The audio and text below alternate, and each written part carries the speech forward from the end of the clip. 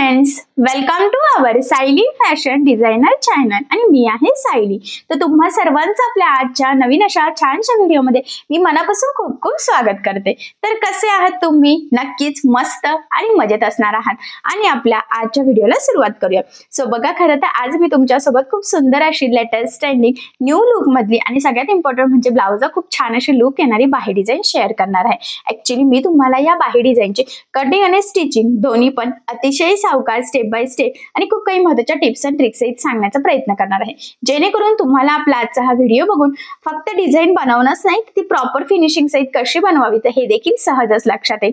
आणि बऱ्याचदा आपल्याला खरं तर ना बाहीवर डिझाइन कशी बनवावी तर हे सुचत नाही। सो अशी डिझाइन तुम्ही नक्की ट्राय करा आणि ह्या छानशा डिझाइनची आयडिया तुम्ही तुमच्या कस्टमरला सुद्धा नक्कीच देऊ शकता। त्याचबरोबर जर तुम्ही म्हणजे ही डिझाइन स्टिच करून बघा आणि जर तुम्हाला यामध्ये काही प्रॉब्लेम येत असेल तर मला कमेंट करून नक्कीच कळवा, मी तुमच्या प्रश्नाचे उत्तर देण्याचा नक्कीच प्रयत्न करेन, ठीक आहे। सो चला मग आता वेळ न घालवता आपण आपल्या आजच्या छानशा व्हिडिओला सुरुवात करूयात आणि आपला आजचा हा व्हिडिओ तुम्ही स्किप न करता पूर्ण नक्की बघा, जेणेकरून तुम्हाला आपला आजचा हा व्हिडिओ बघून अशी परफेक्ट बाही डिझाइन प्रॉपर फिटिंग फिनिशिंग सहित सहज स्टिच करता येईल, ठीक आहे। सो चला मग आता आपण स्टार्ट करूयात। तर हे बघा, इथे तुम्ही बघू शकतात की ही आहे बाही। खरं तर ना ब्लाऊजची संपूर्ण कटिंगचा व्हिडिओ याआधी मी ऑलरेडी शेअर केलेला आहे आणि याचा जो काही ब्लाऊज पीस होता तर याला एक साईडने मोठा आणि एक साईडने छोटा काठ होता। सो हा छोटा काठ आपण इथे बाही डिझाईनसाठी यूज करणार आहोत आणि मोठा काठ आपण बॅकनेक डिझाईनसाठी बनवणार आहोत। सो त्यामुळे मग खरं तर हा जो काही छोटासा काठ आहे तर तो आपण कट करून ऑलरेडी सेपरेट करून ठेवलेला आहे, जेणेकरून आपली डिझाईन बनवणं आपल्याला फार सोपं जावं यासाठी। त्याचबरोबर इथे जे काही अस्तरची बाही आहे तर ती सुद्धा आपण ऑलरेडी कटिंग केलेली आहे आणि ब्लाऊजच्या कटिंगच्या व्हिडिओमध्येच ही बाही कशी कटिंग करायची तर हे मी शेअर केलेलं आहे। त्याचबरोबर याचं एकदा मी मेजरमेंट सांगते। खरं तर ही जी काही बाही आहे ना तर ही 5-5.5 इंचाची आहे, पण 1 इंच आपण इथे कमी घेतलेला आहे, त्यामुळे इथे 5 इंचाची आपण कटिंग केलेली आहे, म्हणजे मार्जिन पकडून 1 इंच आपण कमी घेतलेला आहे, कारण की खालून आपल्याला काठ हा यूज करायचा आहे त्यासाठी। आणि बाहीची घडी म्हणजे छातीचा चौथा भाग असतो, हे तर तुम्हाला माहित आहे। 2.5 इंच कॅप हाईट घेतलेली आहे। सो अशा पद्धतीने ही बाही आपण छोटीशी कटिंग करून घेतलेली आहे। हा आहे ब्लाऊज पीसचा कपडा, तर हा आपल्याला लागणार होता म्हणून मी कट करून सेपरेट ठेवला आणि बाकीचा आपण आपल्या ब्लाऊजसाठी उरलेल्या पार्टसाठी पुरवलेला आहे। तर बघा, दोन्ही पण स्लीव्हसाठी आपल्याला जी काही आपली परफेक्ट अस्तरची बाही आहे त्यापेक्षा एक्स्ट्राचा कपडा लागणार आहे, तर मी या पद्धतीने फोल्ड करून घेतलेला आहे आणि सगळ्यात आधी खालच्या साईडने ना कट करून सेपरेट करून घेते 2 पार्ट्स, म्हणजे 2 वेगवेगळ्या साईडला बाही आपली खरं तर पुरावी यासाठी। त्याचबरोबर आपल्याला किती एक्स्ट्रा लागतं तेही मी तुम्हाला एकदा सांगते, म्हणजे तुम्हाला थोडासा अंदाज येईल। तर बघा, मग मी म्हटल्याप्रमाणे सगळ्यात आधी कटिंग करून घेऊयात आपण इथे। तर अगदी व्यवस्थित सरळ कटिंग करायची आहे। जर तुम्हाला फोल्ड करून कटिंग जमत नसेल तर तुम्ही स्ट्रेट कपडा ठेवून सुद्धा इथे कटिंग करू शकतात, ठीक आहे। हा एक पार्ट आणि हा एक पार्ट।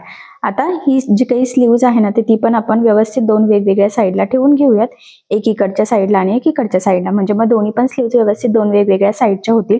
कन्फ्युजन व्हायला नको, नाही तर बऱ्याचदा काय होतं की दोन्ही पण बाही डिझाईन एकाच साईडच्या होतात आणि मग आपली कामं वाढतात।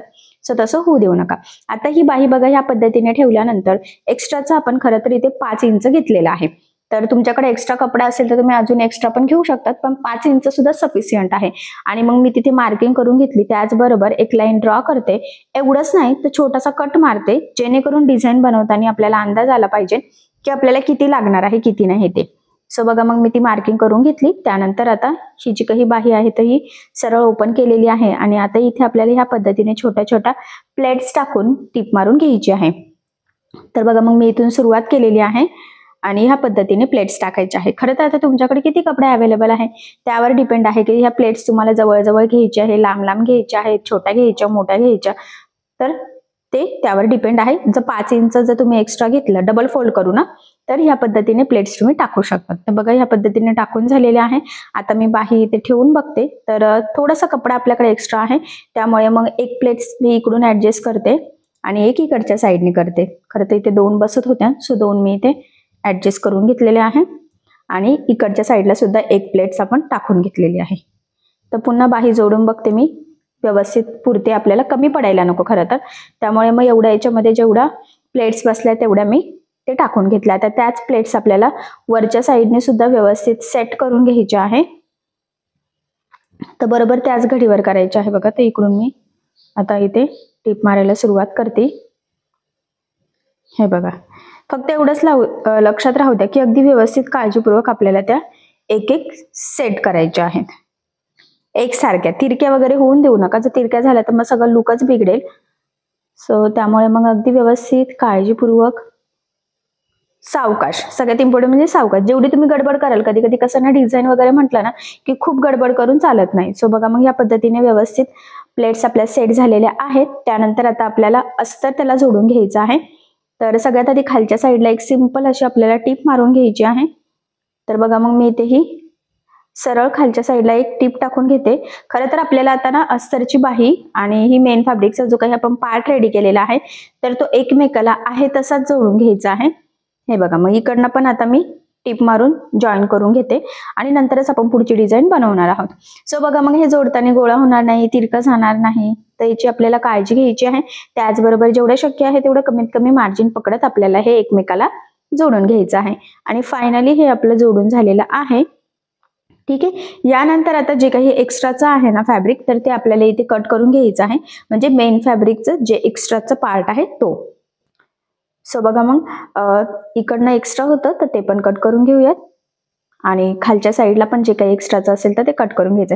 ही तर आपली बेसिक स्टेप आहे. आपण नेहमीच एक्स्ट्राचं कट करत असतो, कारण तुम्हाला सगळ्यांनाच माहित आहे अस्तरवर आपण परफेक्ट कटिंग करतो आणि ब्लाऊज पीसचा कपडा आपण थोडंसं एक्स्ट्राचं मार्जिन ठेवून कटिंग करत असतो. तर ह्या पद्धतीने बघा, एकदम व्यवस्थित प्लेट्स आपल्या इथे सेट झालेल्या आहेत.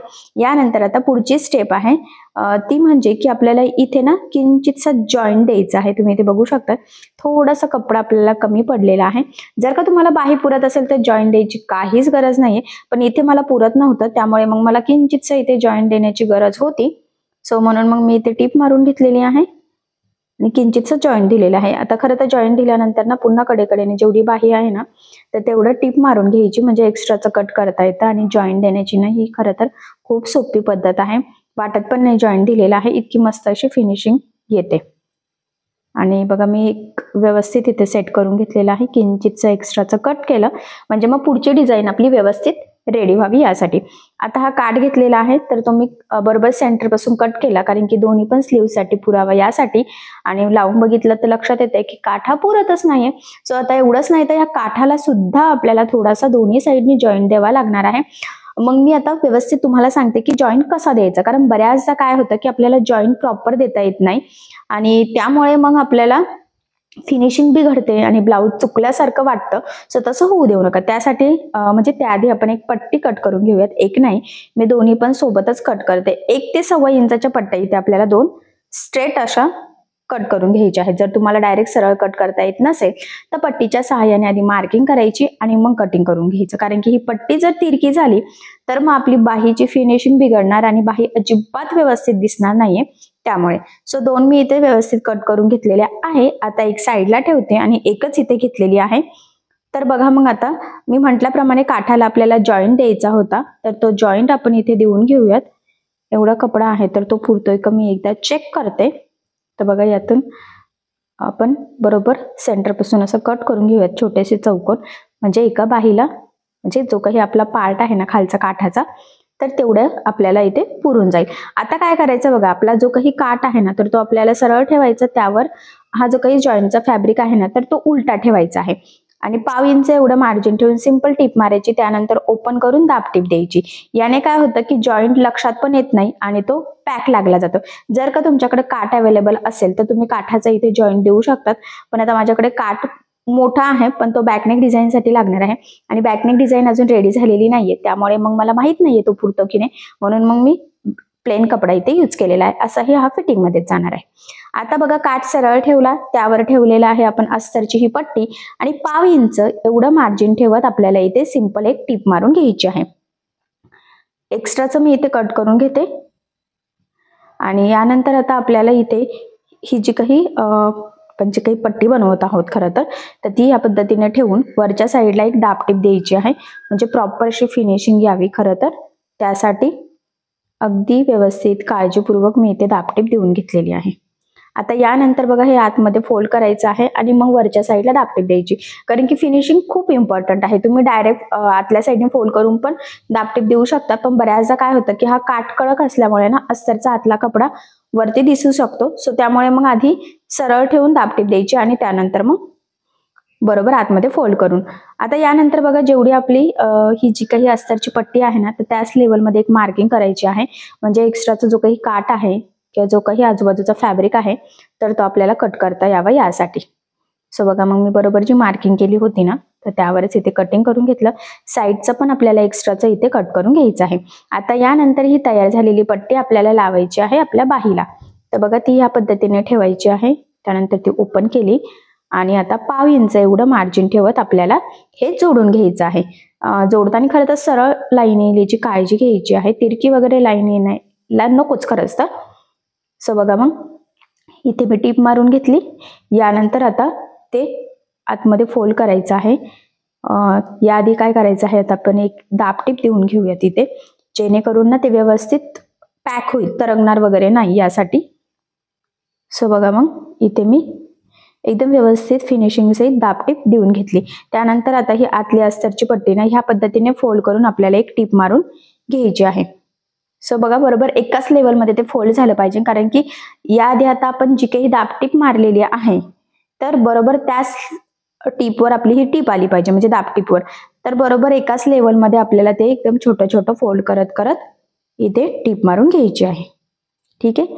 त्यानंतर आता इकडनं टीप टाकून जॉईन करून घेऊयात आपण आणि एक्स्ट्राचं कट करायचं आहे.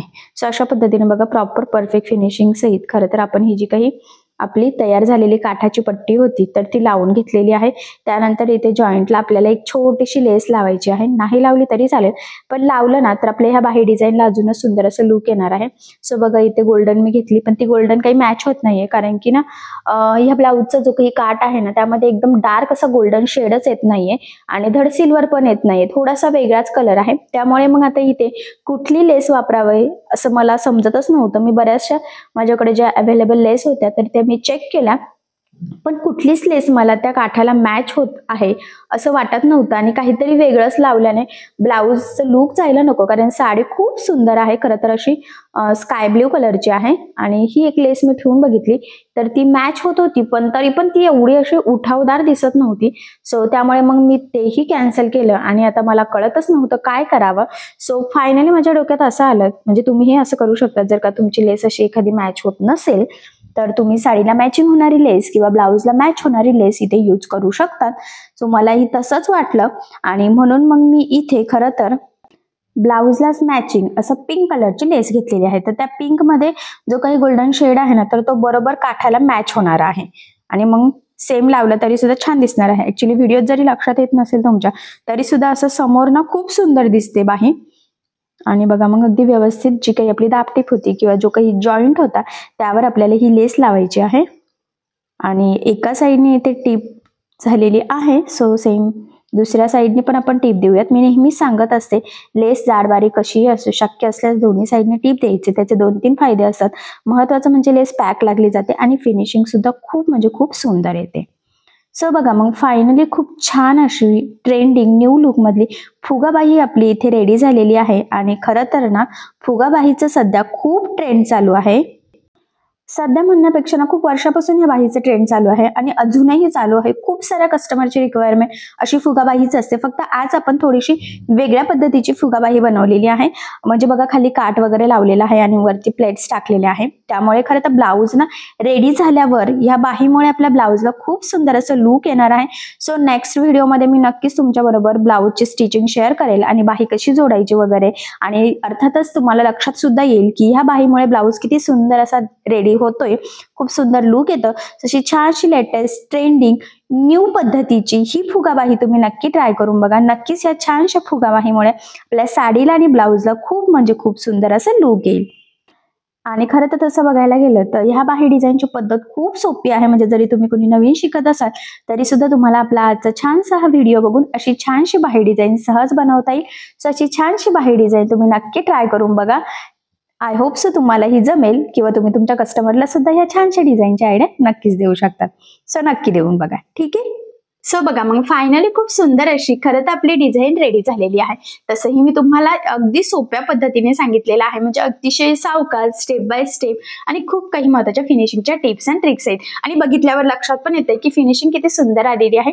सो अशी छानशी बाही डिझाईन मी नक्की ट्राय करून बघा. नक्कीच या छानशा डिझाईनमुळे तुमच्या साडीला ब्लाउजला खूप सुंदर असं लुक आहे आणि अशी छानशा डिझाईनची आयडिया तुम्ही तुमच्या कस्टमरला सुद्धा नक्कीच देऊ शकता. I hope so he design तुम्हाला आणि तुमच्या कस्टमरला सुद्धा नक्कीच आवडेल. ठीक आहे. सो चला मग आता आपण आपला आजचा व्हिडिओ इथेच थांबूयात आणि तुम्हाला आपला आजचा व्हिडिओ कसा वाटला हे मला कमेंट करून नक्की कळवा. त्याचबरोबर आपला व्हिडिओ आवडला असेल तर व्हिडिओला लाईक करायला विसरू नका आणि असेच नवनवीन छानसे व्हिडिओज बघण्यासाठी आपल्या सायली फॅशन डिझायनर या चॅनलला सबस्क्राईब करा आणि ज्या वेळेस तुम्ही सबस्क्राईब कराल त्यावेळेस त्यासमोरील बेल आयकॉन ही नक्की प्रेस करा. त्यामुळे काय होईल, जेव्हा मी नवीन व्हिडिओज टाकेल त्याचं नोटिफिकेशन तुम्हाला तुमच्या मोबाईलवर येईल. ठीक आहे. सो चला मग आता आपण भेटूया पुन्हा नवीन अशा छानशा व्हिडिओमध्ये. तोपर्यंत टेक केअर, काळजी घ्या आणि आपला आजचा व्हिडिओ शेवटपर्यंत पूर्ण बघितल्याबद्दल thank you so much. Bye bye.